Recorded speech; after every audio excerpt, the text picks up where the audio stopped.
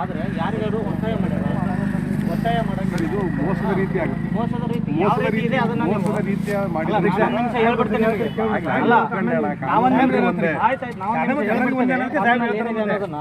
ಹೌದಾ ನಿಮ್ಗೆ ಒತ್ತಾಯ ಪೂರ್ವಕವಾಗಿ ಮಾಡಿದ್ದಾರೆ ಅನ್ನೋದು ಏನಾದ್ರು ಸಾಕ್ಷಿ ಇದ್ರೆ ಇವತ್ತೇ ತಗೊಂಬಂದು ಕೊಡಿ. ಅವ್ರಿಗೆ ಕರ್ನಾಟಕದ ನಮ್ಮದೇ ಒಂದು ಕಾಯ್ದೆ ಇದೆ, ಆ ಕಾಯ್ದೆ ಪ್ರಕಾರ ಕೇಸ್ ಆಗುತ್ತೆ.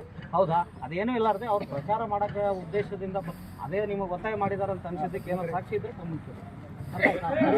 ತಗೊಂಬಂದು ಊರುಗಳಲ್ಲಿ ಅನಧಿಕೃತವಾಗಿ ನುಗ್ಗ ತಪ್ಪಲ್ವಾ ಸರ್? ಊರುಗಳಲ್ಲಿ ಅನಧಿಕೃತವಾಗಿ ನುಗ್ಗ ತಪ್ಪಲ್ಲ ಸರ್? ಅಂದ್ರೆ ಪರ್ಮಿಷನ್ ಇಲ್ದಿತ್ತೆ ಮನೆ ಒಳಗೆ ಬಂದು ಕೊಡೋ ತಪ್ಪ ಸರ್? ಅವರೇ ಮನೇಲಿ ಯಜಮಾನ್ರು ಯಾರು ಇರಲ್ವಾ ಸರ್? ತೀರ್ಮಾನದ ಓಲೆ ಇದರೊಳಗೆ ಎಲ್ಲ ಡೀಟೇಲ್ ಆಗಿ ಅದ್ರ ಬಗ್ಗೆ ಹೇಳಿದ್ದಾರೆ. ಅದು ತೀರ್ಮಾನ ಏನಿಂದು ಅನ್ನೋದು ಕಾಂಗ್ರೆಸ್ ಅನಿಸ್ತಿದೆ. ಅದೇ ನಿಮಗೆ ಬಿಟ್ಟಿದ್ದಂತ ನೀವು ಕೊಟ್ಟರೆ ನೀವು ಬರದೇ ಕೊಡಪ್ಪ ಅಂತ ಹೇಳ್ತಿದ್ದಾರೆ.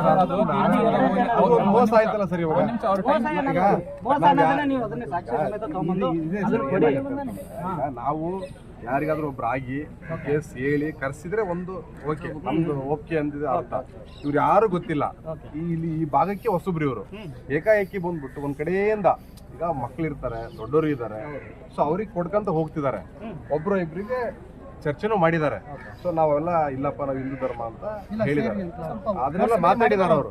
ಅದನ್ನೇ ತಗೊಂಬಂದ್ ಕೊಡ್ರಿ ಸರ್. ಅದು ಹೆಂಗಾಗುತ್ತೆ ಇವ್ರಿಗೆ ಹೇಳಿದ್ದಾರೆ,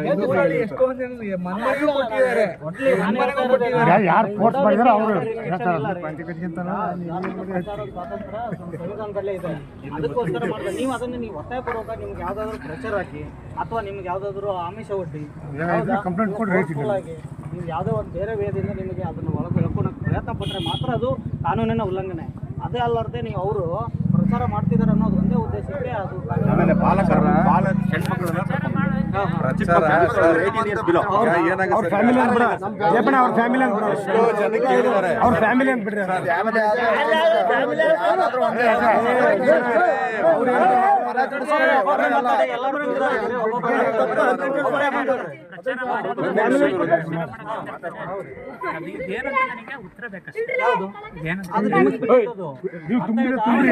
ನಿಮಗೆ ಇಂಟ್ರೆಸ್ಟ್ ಅದು ನಿಮಗೆ ಇಂಟ್ರೆಸ್ಟ್ ನಿಮಗೆ